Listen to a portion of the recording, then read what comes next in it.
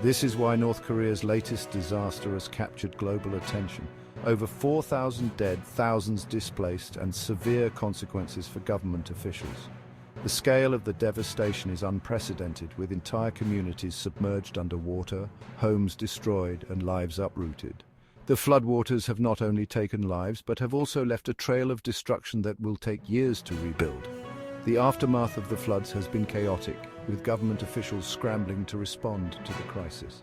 The disaster has exposed the inefficiencies and corruption within the North Korean government, leading to severe consequences for those in power. The empty government buildings and distressed people in the disaster's aftermath paint a grim picture of the situation.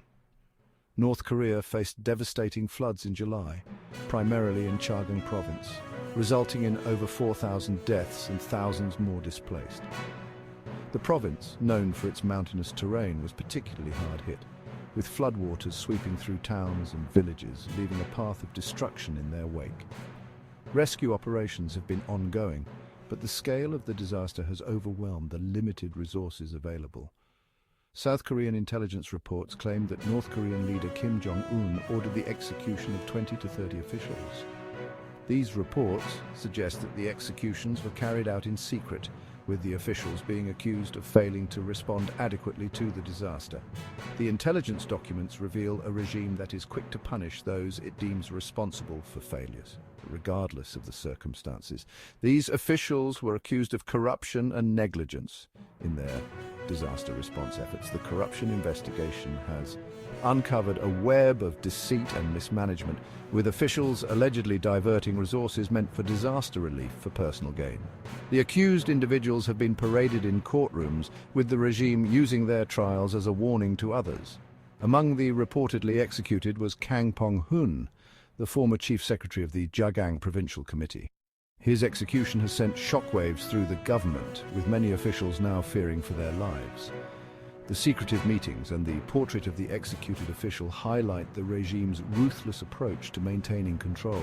Kim Jong-un's swift and extreme measures aim to hold officials accountable, but highlight the regime's harsh methods. The dramatic government crackdown has been accompanied by a show of military strength, with parades and displays of power meant to reinforce the regime's authority. The leader's orders have been carried out with brutal efficiency, leaving no room for dissent.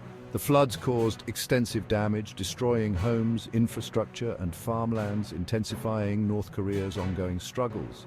The collapsed bridges and ruined farmlands have cut off communities from essential supplies, exacerbating the humanitarian crisis. The destruction of homes has left thousands without shelter, with many now living in makeshift camps.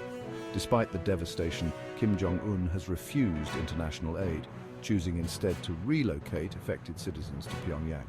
The decision to refuse aid has been criticized by the international community, with many questioning the regime's priorities. The relocation of citizens to the capital is seen as an attempt to control the narrative and prevent the spread of dissent.